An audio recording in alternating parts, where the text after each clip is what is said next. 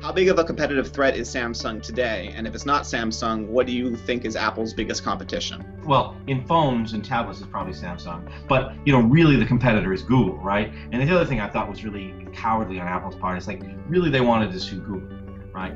But they decided to wage war through proxy by messing up with Google's partners. But Google, I think, is the big threat to Apple. Because I think really the Achilles heel for Apple is that on the device level, I don't think anybody will beat them. They make beautiful devices. They make wonderful pieces of hardware.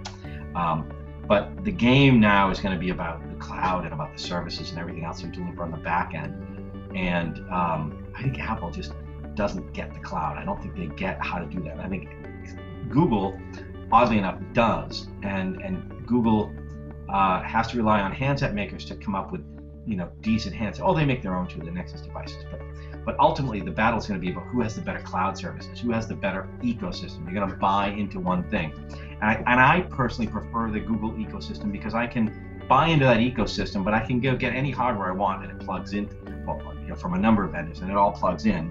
And I just think it works better than Apple's cloud. And maybe Apple will catch up, but a really smart line from somebody in the last year or two was that Google is getting better at the things that Apple does faster than Apple's getting better at the things that Google does. So Google caught up in design.